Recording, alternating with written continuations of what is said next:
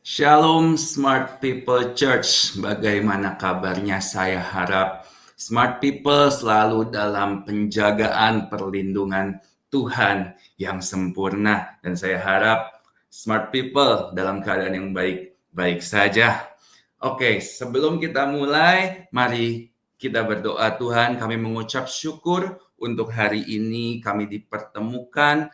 Walaupun lewat online, kami percaya kuasa Tuhan tidak terbatas oleh ruang dan waktu. Hari ini apapun aktivitas kami, apapun kegiatan yang sedang kami lakukan, kami percaya Roh Kudus dapat berbicara masuk ke inti hati kami dan boleh merubahkan kehidupan setiap kami agar kami makin kenal Tuhan dalam hidup kami. Terima kasih urapi setiap kami yang membagikan maupun yang mendengar. Setiap kami sama-sama memperoleh berkat yang terbaik daripada Tuhan. Terima kasih. Kami serahkan semuanya di dalam tangan-Mu. Ini acaramu Tuhan, di dalam nama Tuhan Yesus. Haleluya.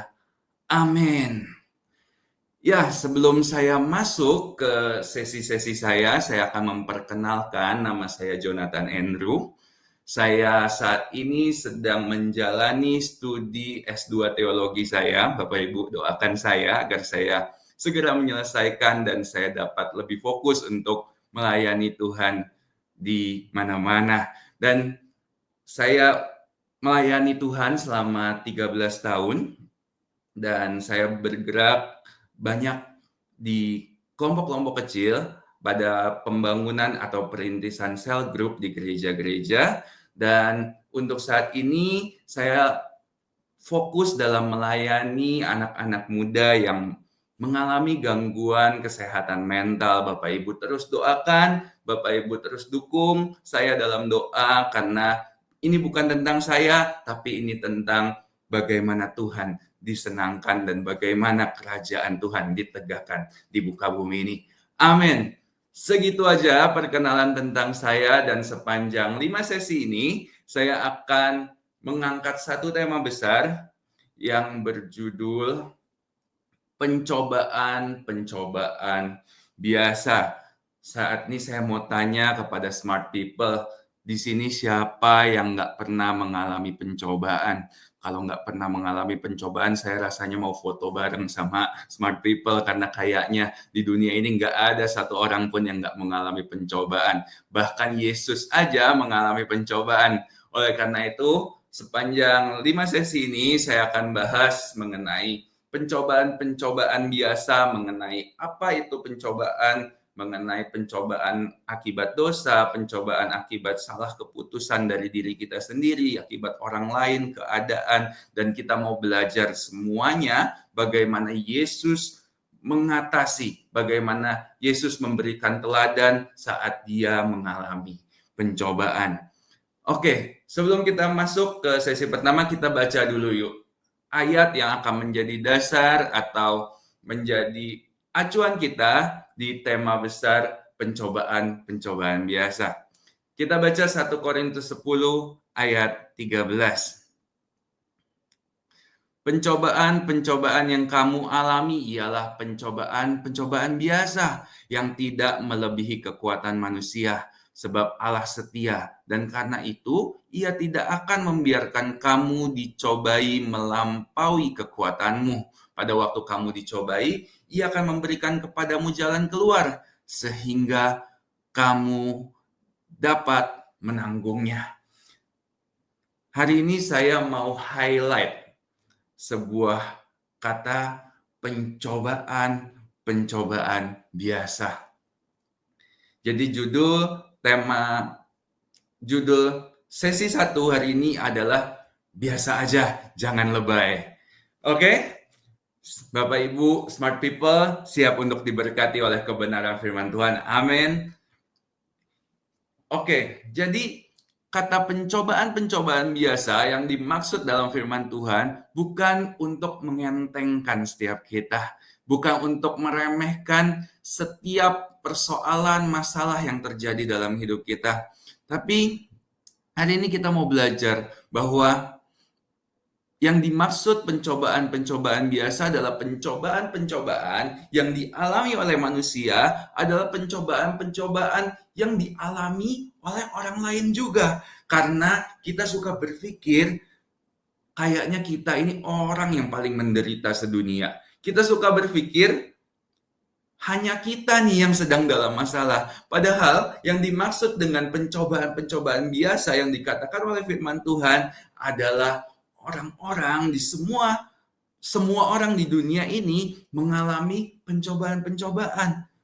Bagi kita pencobaan yang kita alami berat, tapi bagi orang lain pencobaan yang mereka alami juga sama beratnya. Bukan karena kita kadang-kala kita memandang masalah orang tuh rasanya lebih enteng dari kita. Kadang kita memandang yang punya orang lain lebih mudah daripada yang kita hadapi. Padahal kita hanya berperang di medan yang berbeda. Tapi pada dasarnya setiap kita punya masalahnya sendiri-sendiri. Setiap kita punya salib pribadi yang harus kita tanggung.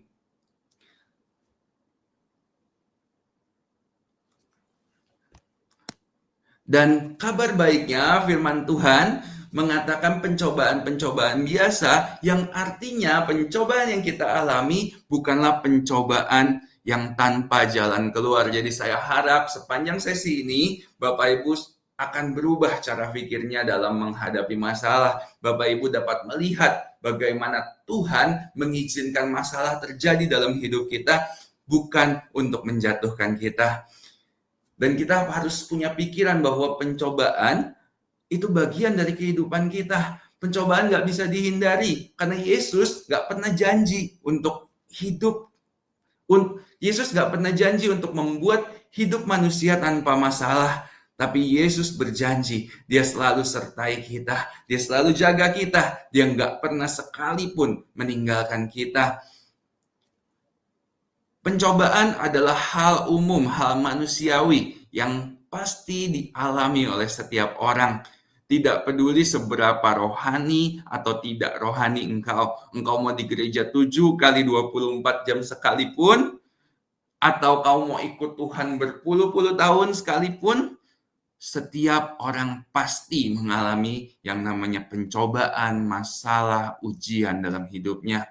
Tapi kita perlu samakan persepsi bahwa pencobaan bukan berarti Tuhan meninggalkan kita.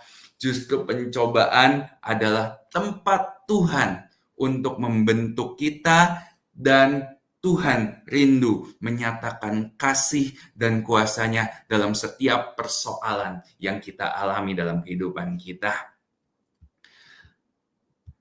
Dan bicara tentang pencobaan, dalam bahasa aslinya ditulis peirasmos. Apa itu peirasmos? Peirasmos itu berasal dari kata kerja Yunani peirazo yang berarti mencoba, menguji untuk mengetahui karakter, iman, dan ketekunan seseorang. Dan di sisi lain, kata peirazo bisa juga berarti menggoda atau mengajak seseorang untuk jatuh dalam dosa. Sehingga peirasmos punya dua makna, yaitu ujian atau godaan. Dan hari ini saya akan bahas mengenai dua poin tersebut. Apa itu ujian, apa itu godaan. Saya masuk ke poin saya yang pertama, yaitu ujian. Ujian, trial, atau testing. Dan Tuhan izinkan loh itu terjadi. Kenapa? Karena tantangan menguji kualitas iman kita. Bapak Ibu semua tahu emas ya. Emas itu harus diuji lewat api, bukan untuk dihancurkan. Tapi emas diuji lewat api untuk memurnikan, untuk memperoleh kualitas terbaik dari emas tersebut. Demikian juga ujian yang kita alami. Ujian yang Tuhan izinkan untuk kita alami atau kita lewati merupakan pembuktian dari kualitas iman kita dan karakter orang percaya. Karena iman yang tahan uji membuahkan berkat Tuhan dalam hidup kita. Yuk sama-sama kita buka firman Tuhan di Roma 5 ayat 1 sampai 5. Sebab itu kita yang dibenarkan karena iman, kita hidup dalam damai sejahtera dengan Allah oleh karena Tuhan kita Yesus Kristus. Ayat 2, oleh Dia kita juga beroleh jalan masuk oleh iman kepada kasih karunia ini. Di dalam kasih karunia ini kita berdiri dan kita bermegah dalam pengharapan akan menerima kemuliaan Allah. Ayat 3, dan bukan hanya itu saja, kita malah bermegah juga dalam kesengsaraan kita. Karena kita tahu bahwa kesengsaraan itu menimbulkan ketekunan. Ayat 4. Dan ketekunan menimbulkan tahan uji. Dan tahan uji menimbulkan pengharapan. Ayat 5. Dan pengharapan tidak mengecewakan. Karena kasih Allah telah dicurahkan di dalam hati kita oleh Roh Kudus yang telah dikaruniakan kepada kita. Ayat 5 ini banyak sekali dikutip orang, pengharapan tidak mengecewakan. Tapi jarang orang lihat ayat-ayat sebelumnya. Karena orang taunya pengharapan tidak mengecewakan. Orang maunya dia memperoleh sesuatu yang baik. Tapi dia nggak tahu kalau orang mau memperoleh pengharapan yang tidak mengecewakan, orang tuh harus melewati yang namanya kesengsaraan. Agar dia punya yang namanya ketekunan. Agar dia tahan uji. Baru tahan uji itu menimbulkan pengharapan yang tidak mengecewakan. Oleh karena itu, kalau kita mau hidup dalam pengharapan yang tidak mengecewakan tersebut, kita artinya harus siap, harus ready untuk menghadapi setiap persoalan yang Tuhan izinkan terjadi, dan harus punya pikiran bahwa kesengsaraan, bahwa ujian, bahwa cobaan yang diizinkan terjadi bukan untuk menggagalkan kita dalam kehidupan. Dan output dari ujian itu hanya 2. Kalau nggak gagal, dia berhasil. Gagal biasanya dalam ujian seperti anak-anak Bapak Ibu atau seperti teman-teman yang mungkin sedang sekolah atau sedang berkuliah. Kalau gagal, pasti kita disuruh yang namanya mengulang. Dalam kehidupan juga sama. Tuhan kadang membuat kita harus mengulang situasi yang sama karena kita belum lulus di area tersebut. Makanya jangan kabur dari ujian Tuhan. Tuhan mau kita menang dalam suatu area supaya Tuhan bisa membereskan area-area lain dalam hidup kita sehingga kita punya kualitas hidup yang berkemenangan dalam area-area kehidupan kita. Banyak orang kecewa di gereja dan dia pindah ke gereja lain. Bapak Ibu, saya katakan kekecewaanmu nggak membuat kamu tidak dikecewakan lagi. Selama kita di muka bumi ini, yang namanya manusia pasti mengecewakan. Hanya Tuhan yang berani berjanji tidak akan mengecewakan. Bapak Ibu, saya berani jamin, kemanapun kita pergi, mau kita pindah-pindah tempat pelayanan, tempat kita berjemaat, kita pasti mengalami kekecewaan. Oleh karena itu, dalam kita melihat segala sesuatu, terutama dalam kita melihat persoalan atau masalah yang terjadi dalam hidup kita banyak orang suka bilang, ya lihat aja Tuhannya. Benar, lihat Tuhannya aja. Karena apa? Karena kalau Bapak Ibu lihat manusianya, manusia itu terbatas, punya kelemahan. Kayak sekarang nih saya contohnya, saya ini terbatas, saya nggak bisa ketemu langsung dengan Bapak Ibu, saya nggak bisa baca situasi apa yang Bapak Ibu alami.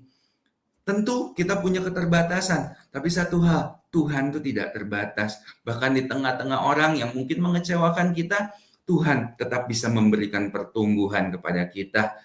Oleh karena itu, Bapak Ibu harus melewati prosesnya Tuhan, harus lulus dalam prosesnya Tuhan. Kalau gagal, bangkit lagi dan izinkan kita punya kerendahan hati untuk berkata, Tuhan, kali ini aku harus menang dari situasi ini. Izinkan Tuhan mengintervensi hidup kita supaya ujian Tuhan dalam hidup kita menjadi output yang kedua, yaitu ujian yang berhasil kita jalani. Maka seperti ayat yang kita baca, kalau kita berhasil melewati ujian yang Tuhan izinkan terjadi dalam hidup kita, maka kita beroleh yang namanya kenaikan kelas. Kita memperoleh ketekunan, kita memperoleh apa yang namanya tahan uji, dan kita memperoleh pengharapan dari Tuhan yang tidak mengecewakan. Contoh, orang belajar masak, awalnya pasti gosong, awalnya nggak mateng, awalnya keasinan, dan sebagainya. Tapi Bapak Ibu, tahu nggak, orang yang sering masak, pada akhirnya orang tersebut tuh tanpa resep, dia juga udah bisa dia juga udah bisa masak masakan yang enak.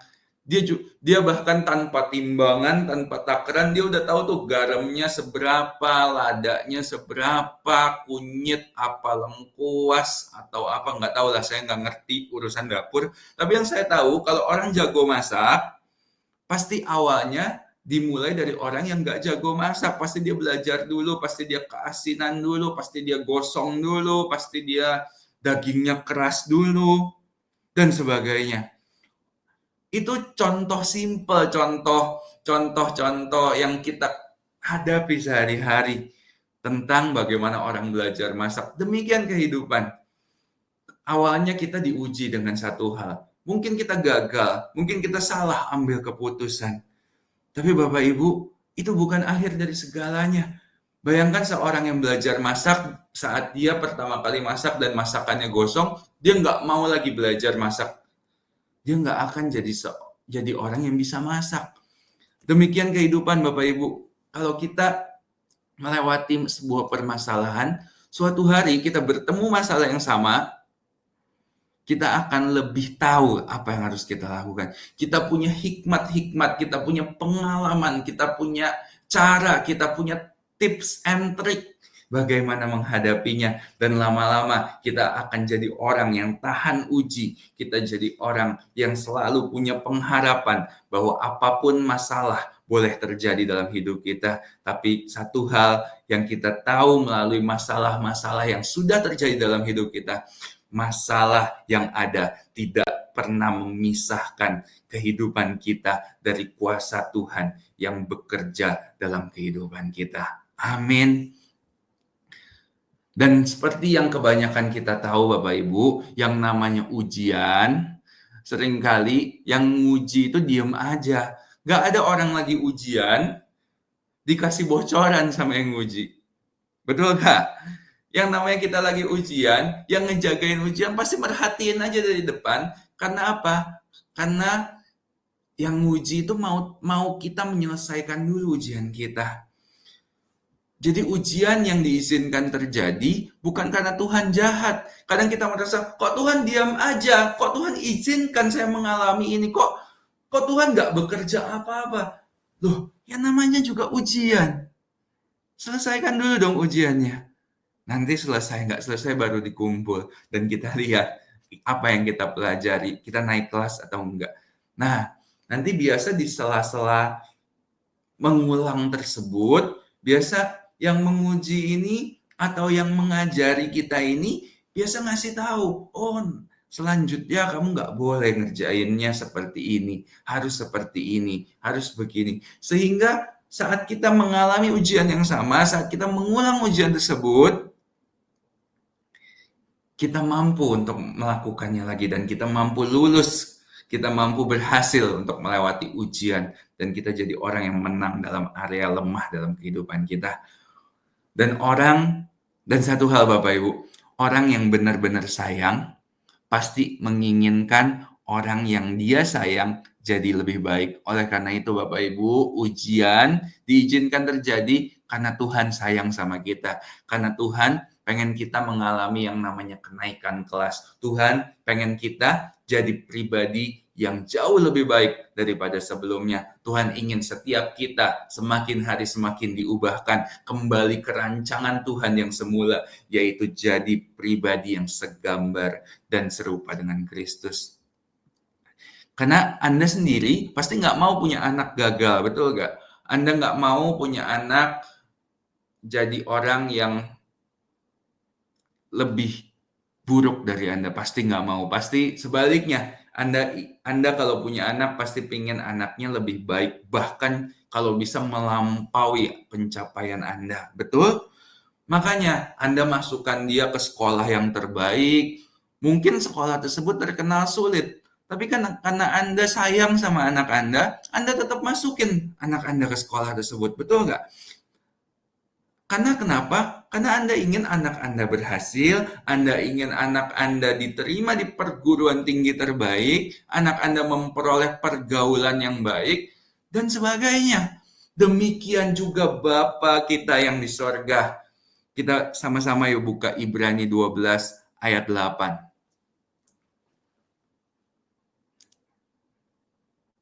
Ibrani 12 ayat 8.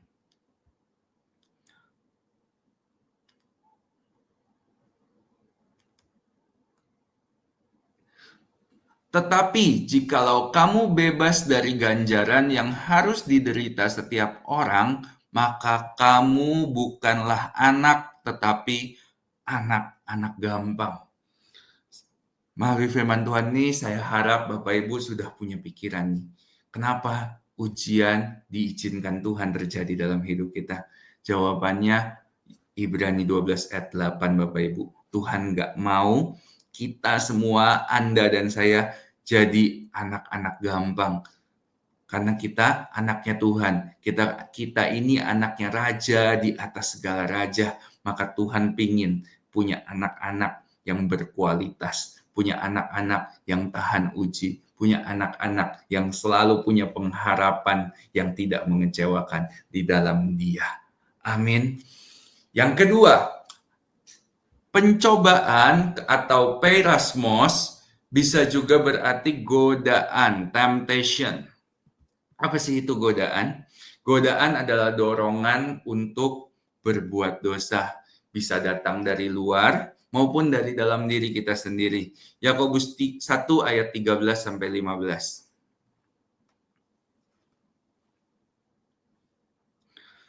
Apabila seorang dicobai, janganlah ia berkata pencobaan ini datang dari Allah, sebab Allah tidak dapat dicobai oleh yang jahat dan ia sendiri tidak mencobai siapapun. 14.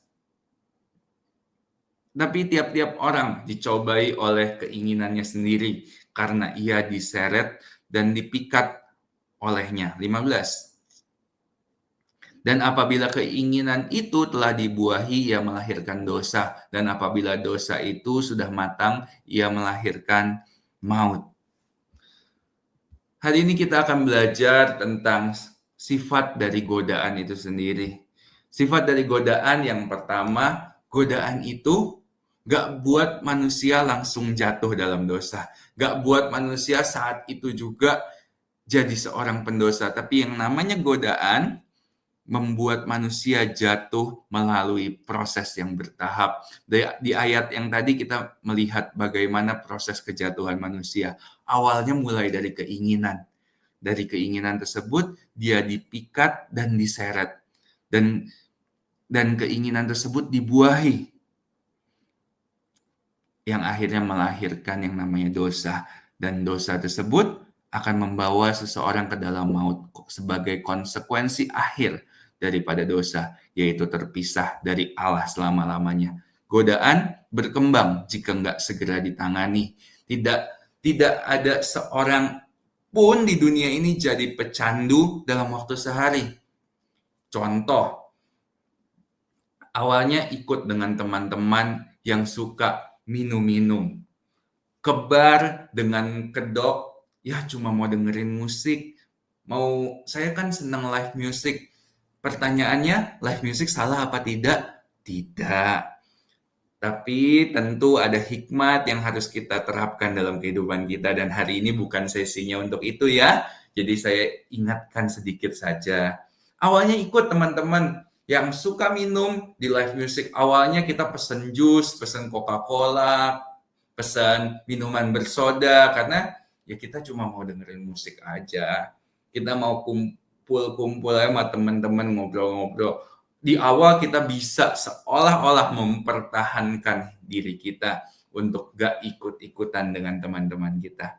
Tapi coba deh Bapak Ibu, atau teman-teman nih anak muda, coba deh setiap hari, setiap minggu, nongkrong aja sama orang-orang yang sama, yang orang-orang yang suka minum. Percaya atau enggak, lama-lama Anda bakal mulai coba-coba minum. Mungkin awalnya yang kadar alkoholnya rendah. Oh iya, biar anget-anget aja. Lama-lama kalau itu dibuahi terus, Anda nggak keluar dari pergaulan tersebut, lama-lama Anda akan jadi peminum yang hebat juga kayak mereka. Anda jatuh bukan karena iman Anda nggak kuat, tapi Anda jatuh karena Anda sengaja mencobai diri Anda sendiri. Anda sengaja nggak mau keluar dari keadaan tersebut, sehingga Anda akhirnya terseret jatuh ke dalam dosa. Oleh karena itu, kalau proses kejatuhan ini masih di tahap keinginan, masih di tahap dipikat dan diseret, jangan terus dibuahi. Cepat-cepat lari kayak Yusuf saat dia digoda oleh Potifar, langsung lari.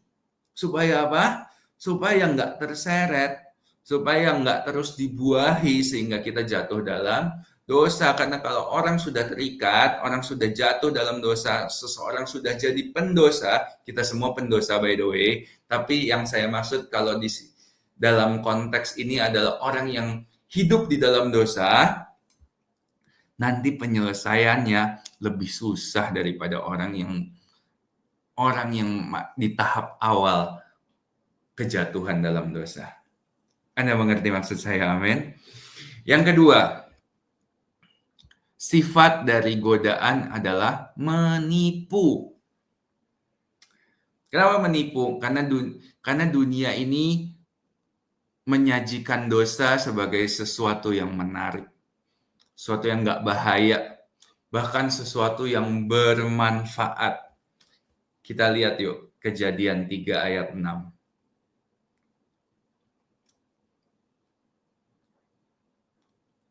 Sama-sama yuk kita buka Kejadian 3 ayat 6.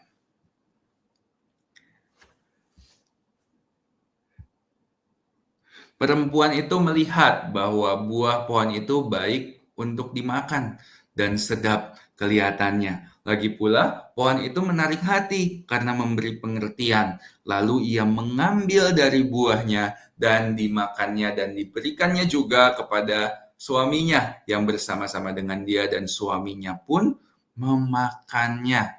Nah, itu loh Bapak Ibu, smart people, sifat dari dosa. Seolah-olah kelihatan menarik, seolah-olah ini baik, seolah-olah ini sedap memberi pengertian. Tapi akibat pengertian kita yang salah, akibat kita ditipu oleh godaan yang memutarbalikkan firman Tuhan, manusia terpisah dari Tuhan. Manusia punya jarak dengan Tuhan.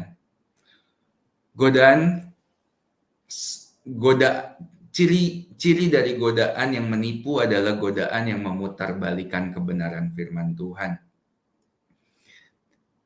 Orang banyak sekarang mengatasnamakan cinta, orang mengatasnamakan kasih, dan melegalkan segala sesuatunya.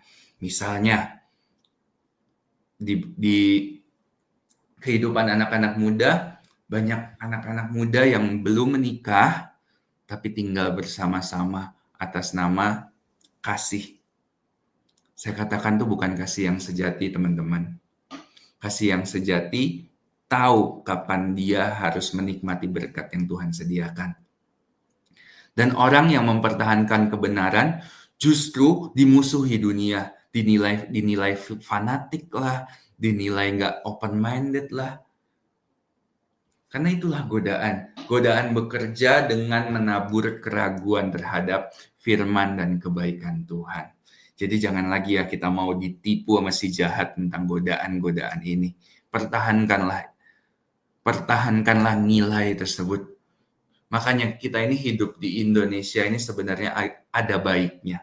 Kita memegang budaya ketimuran sehingga kita tuh nggak bablas-bablas banget, sekalipun di kota-kota besar saat ini banyak anak-anak muda yang hidupnya ya sudah menerapkan kehidupan luar. Tapi kalau teman-teman di sini, terutama anak-anak muda, saya bicara sama anak-anak muda, ayo kita nggak mau ikut-ikutan sama dunia ini, ya. Seperti ada lagu kan mengatakan, tak mau ku hidup bagi dunia ini lagi, tak ingin kompromi. Ya, itu yang harus kita hidupi. Jangan hidup bagi dunia, jangan lagi kompromi dengan nilai-nilai apapun. Gak apa-apa kok kalau kita dijauhi teman-teman, dinilai gak open-minded, dinilai fanatik. Teman-teman cari gereja-gereja terdekat, karena gereja-gereja pasti mau menemani Anda, mau bergaul dengan Anda, mau membangun kehidupan Anda, sehingga Anda juga ketemu komunitas yang sehat, yang gak membawa Anda untuk jatuh ke dalam berbagai pencobaan. Amin. Dan yang ketiga, apa sifat dari godaan? Godaan itu memanfaatkan kelemahan atau kebutuhan. Godaan selalu nargetin kelemahan kita. Seperti Yesus yang sedang dicobai. Yesus digoda untuk rubah batu jadi roti lah. Godaan selalu menawarkan pemenuhan dengan cara yang salah. Banyak orang demi kelancaran bisnis atau karir, orang rela melepaskan kepercayaannya kepada Tuhan Yesus. Hari ini, percaya, apapun kondisimu, seberapa kepepet hidupmu, yang saya belajar selama saya ikut Tuhan, Tuhan gak sekalipun meninggalkan saya. Tuhan gak sekalipun membiarkan saya. Tuhan gak pernah sekalipun terlambat untuk menolong saya. Sekalipun pertolongan Tuhan seringkali mepet waktunya. Tapi percayalah Bapak Ibu, pertolongan Tuhan selalu indah pada waktunya dan selalu tepat pada waktunya. Mungkin tidak cepat, tapi pertolongan Tuhan tidak pernah terlambat. Amin. Dan dari mana asal pencobaan? Saya akan bahas di sesi-sesi berikutnya, tapi ini gambaran besarnya aja Bapak Ibu. Pencobaan utama manusia, tadi kita udah baca sedikit tentang kejatuhan Adam dan Hawa, yaitulah penyebab utama kenapa manusia dicobai, ya karena pencobaan datang dari dosa. Yang kedua, pencobaan itu datang dari keputusan hidup yang salah. Salah ambil keputusan, mengambil keputusan secara emosi, ambil jurusan kuliah ikut-ikutan teman, buka bisnis karena impulsif, tidak mempertimbangkan segala sesuatunya, dan sebagainya. Dan juga ada pencobaan yang datang dari orang lain. Nah, nanti saya akan bahas gimana rasanya, kok kayaknya gimana kita melihat sebuah pencobaan yang kayaknya bukan gara-gara aku deh, gara-gara dia tuh. Tapi gimana kita meresponinya? Bagaimana firman Tuhan mengajar kita untuk merespon pencobaan yang bukan karena perbuatan kita, tapi karena orang lain. Nanti ya sama-sama kita belajar di sesi yang keempat. Dan pencobaan karena keadaan juga kita akan bahas di sesi yang keempat. Gimana kita hidup di dalam dunia yang rusak. Bagaimana saat kita mengalami kejadian-kejadian yang tidak dapat kita kontrol. Misalnya bencana, kesulitan ekonomi, penyakit, kehilangan. Nanti kita akan bahas bersama. Oke? Itulah sumber-sumber pencobaan. Pencobaan akibat dosa, akibat diri kita sendiri mengambil keputusan yang salah, akibat orang lain, dan akibat keadaan. Bapak Ibu, saya akan tutup sesi ini. Bagaimana harus bersikap dalam pencobaan. Yang pertama, kita harus punya pemahaman bahwa persoalan dalam hidup kita bukan untuk menghancurkan kita, melainkan untuk membentuk hidup kita, untuk membuat kita selalu berharap dan bergantung hanya pada Tuhan. atas setiap masalah yang Tuhan izinkan terjadi, kita harus punya kepercayaan bahwa semua ada dalam kendalinya Tuhan. Tidak penting apa masalahnya, yang terpenting adalah siapa yang ada di pihak kita. Respon hati kita dalam menghadapi masalah menjadi penentu bagaimana kita menghadapi persoalan hidup kita. Apabila kita respon dengan keputusasaan, kita respon dengan pesimis, kita respon dengan menggerutu, maka kita tahu iblis bisa menangkapnya dan menjadikan perkataan kita yang sia-sia untuk menjatuhkan kita. Tapi sebaliknya, apabila kita memperkatakan perkataan-perkataan iman dan pengharapan, maka Tuhan akan menyertai Anda dan saya untuk mampu mengatasi segala persoalan hidup kita. Yang kedua, kita andalkan kekuatan Tuhan. Banyak orang menyerah dalam persoalan hidup dan memilih untuk keluar dari prosesnya Tuhan, karena mereka bergantung pada kekuatannya sendiri. Justru sebaliknya Bapak Ibu, semakin kita lemah, justru semakin kita perlu Tuhan.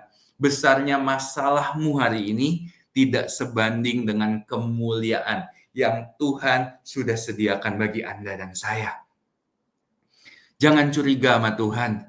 Justru sebaliknya, curigalah yang positif pada Tuhan. Kalau kita dicobai hari ini, kalau kita mengalami pencobaan masalah hari ini, kita curiga yang positif sama Tuhan. Kita tanya sama Tuhan, kira-kira Tuhan mau nyediain berkat apa ya dalam hidup saya? Dengan punya pikiran seperti ini, kita sedang membuka ruang untuk Tuhan mengintervensi kehidupan kita dan mengerjakan hati kita, juga mengerjakan kehidupan kita. Dan Tuhan sendiri yang akan berperang melawan masalah-masalah dalam hidup kita, dan Ia akan bantu kita, sertai kita untuk mampu mengatasi setiap persoalan hidup kita.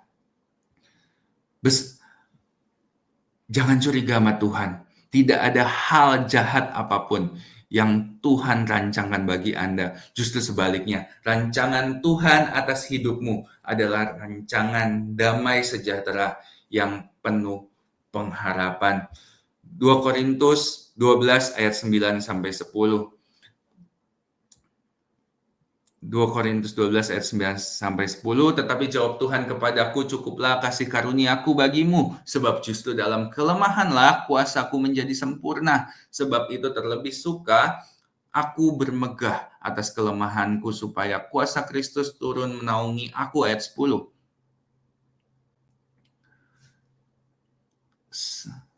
Karena